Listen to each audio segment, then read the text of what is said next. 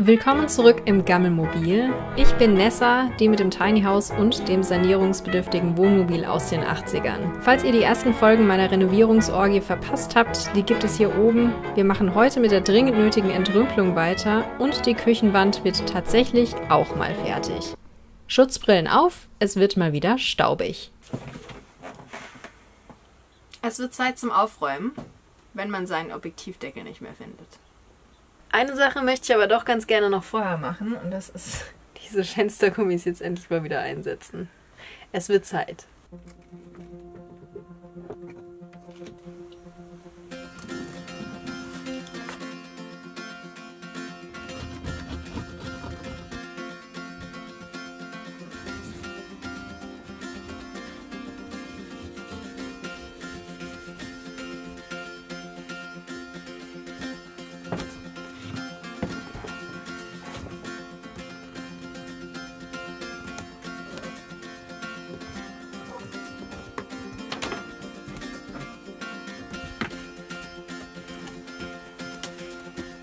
Jetzt wird's spannend.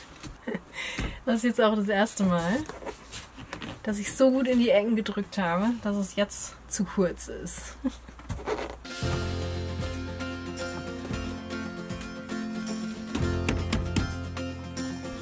Passt.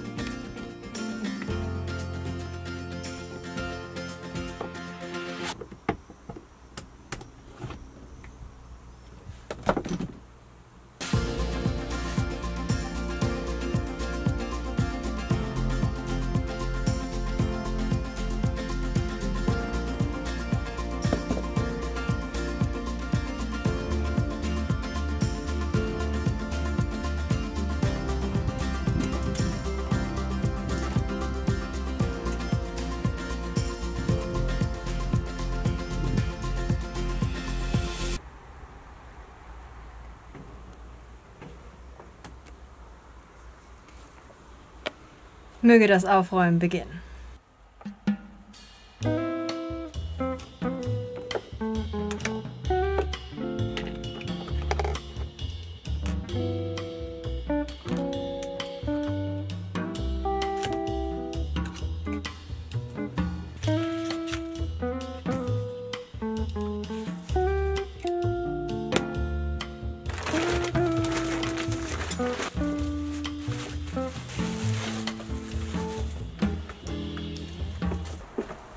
Wow, da ist ja ein Kühlschrank. Ganz kurz hierzu und zu unserer Entscheidung. Das hier ist ein... Die Tür geht irgendwie etwas schwer auf. Aber ja, es ist ein Kühlschrank mit 2 Fächern. Man kann also das hier als Gefrierfach nutzen und das hier als Kühlfach. Oder wenn man die Trennwand rausnimmt, dann alles für eins. Der hat außerdem hier Rollen und hier vorne einen Griff zum Ziehen und hier an der Seite auch noch einen Griff, dass man ihn auch tragen kann. Es ist also ein Kompressor und kein Absorberkühlschrank. Ich bin mal gespannt, wie wir damit zurechtkommen. Es ist notorisch schwierig, im Campingbereich einen bezahlbaren Kühlschrank zu finden, wie mir scheint. Dafür haben wir jetzt knapp 500 € bezahlt. Das ist immer noch ziemlich viel. Auf alle Fälle, das wollte ich noch sagen, hat so ein mobiler Kühlschrank so ein paar Vorteile auch noch. Wir wissen ja auch nicht, wie lange dieses Wohnmobil noch durchhält und wir können den auf jeden Fall, egal wo wir den später benutzen wollen, einfach wieder hier rausrollen. Also quasi 5 in 1. Insofern haben wir uns dafür entschieden. Es gibt sicherlich für andere Zwecke andere, bessere Kühlschränke. Manchmal hängt es tatsächlich auch einfach am Preis.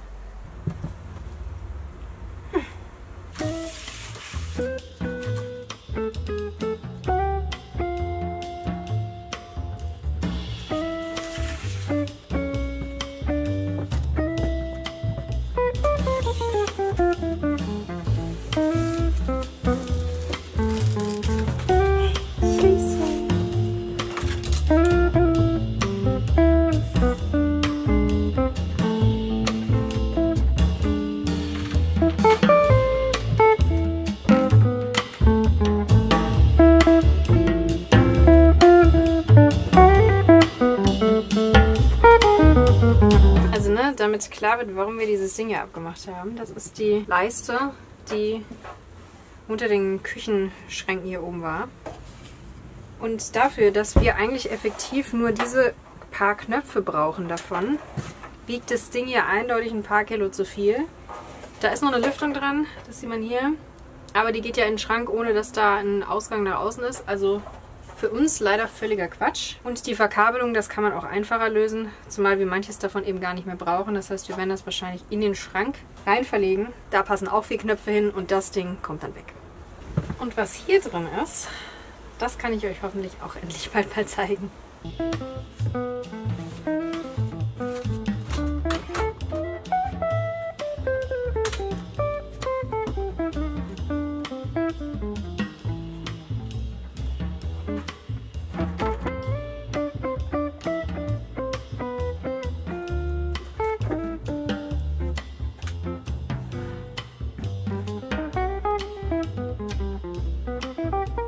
Indizien, die dafür sprechen, dass dieses Bett mal erneuert werde. Indiz Nummer 1, diese Aufhängung, die definitiv so nicht gedacht war. Indiz Nummer 2, was? Indiz Nummer 3, sehr neu aussehendes und riechendes Holz hier drunter. Und Indiz Nummer 4, das Bett hängt komplett schräg. Dum, dum, dum.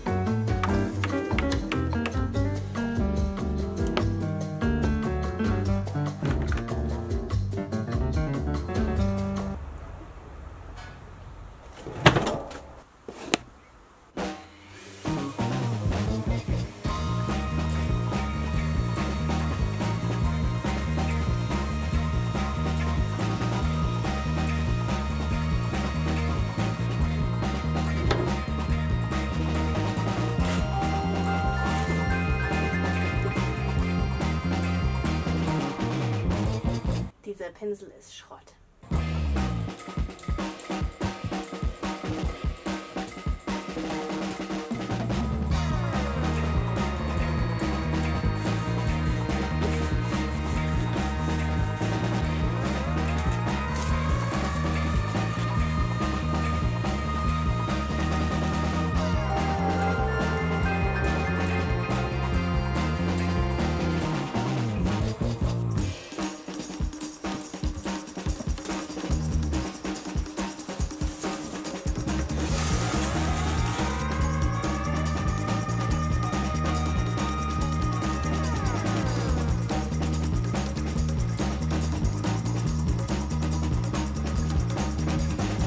Guten Morgen. Gestern war ein langer und produktiver Tag und heute kommt hoffentlich der raus und ein paar andere Sachen rein. Ich bin gespannt.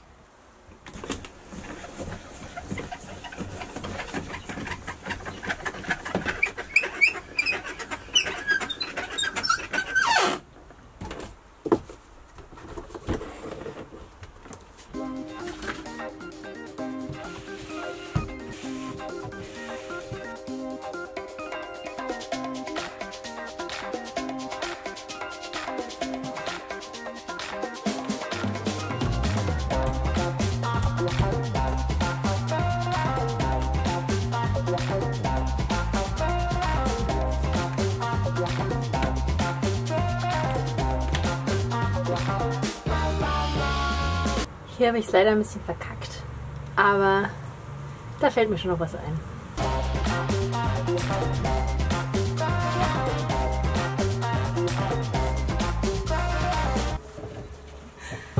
Oh man, wie kann der Kühlschrank so dreckig sein?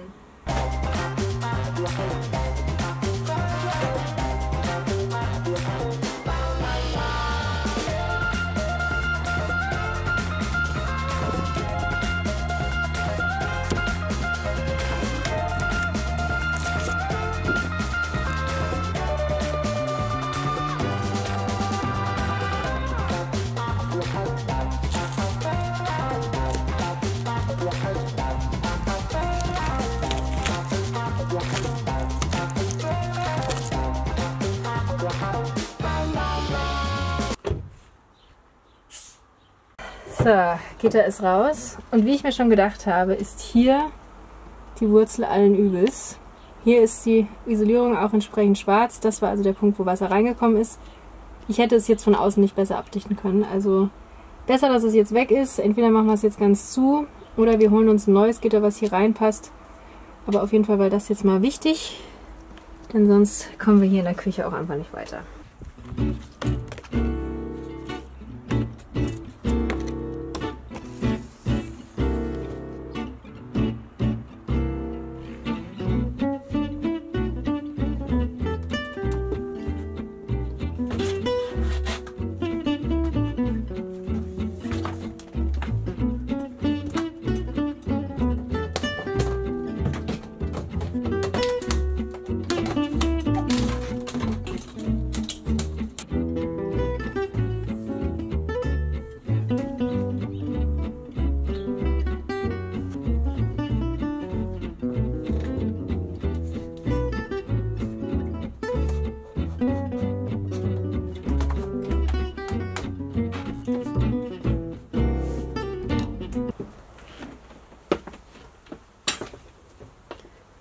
Vorgestern aufgeräumt und heute, naja. Natürlich habe ich ausgerechnet hier wieder Chaos veranstaltet, wo ich heute weiterarbeiten muss. Das war besonders clever von mir, deshalb das kommt jetzt erstmal alles wieder weg. Und dann geht's an diese Wand, während da oben Kampfhubschrauber-Training stattfindet. Wenn das hier fertig ist und das da hinten fertig ist, hier fehlt noch ein ganz kleiner Streifen, dann geht's an die Küche.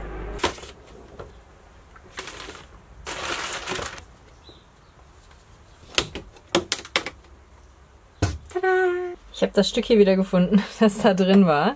Da das Lüftungsgitter ja jetzt ausgebaut ist und wir vielleicht auch gar kein neues mehr einbauen, sondern das zumachen, könnte man das tatsächlich hier wieder reinsetzen. Es ist auch unterhalb der Sichtlinie, denn hier oben ist die Theke. Ja, aber ist natürlich jetzt nicht so gedacht und wird wahrscheinlich auch auf Dauer so nicht halten.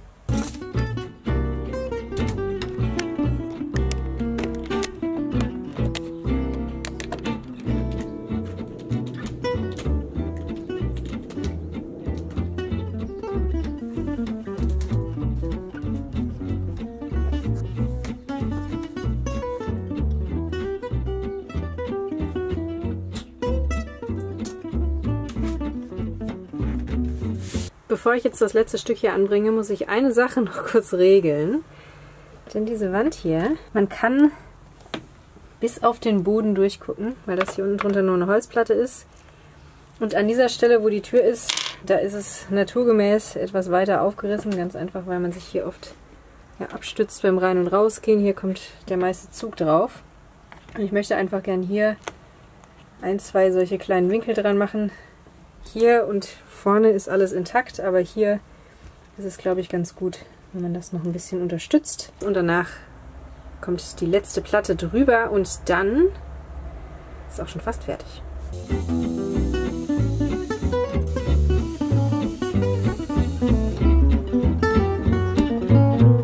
Tatsächlich besser.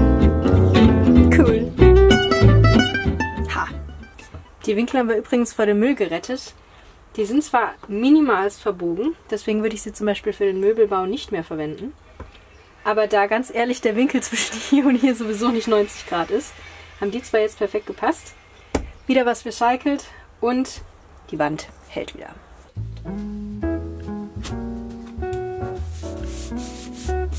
So, fertig. Oder auch nicht.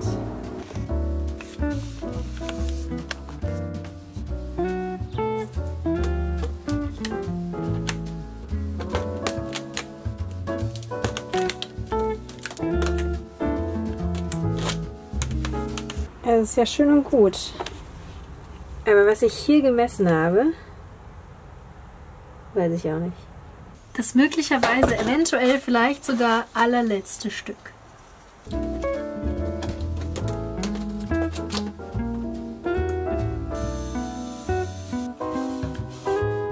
Die Küchenwand ist damit fertig und so leid es mir tut, aber das war's schon wieder für diese Woche. Dieses Mal fast ohne Text. Naja, gab ja auch nicht so viel zu erzählen. Hier noch ein paar Eindrücke vom aktuellen Stand, neuem Chaos und von dem, was euch in der nächsten Folge erwartet. Vielen Dank fürs Dabeisein und bis nächsten Samstag.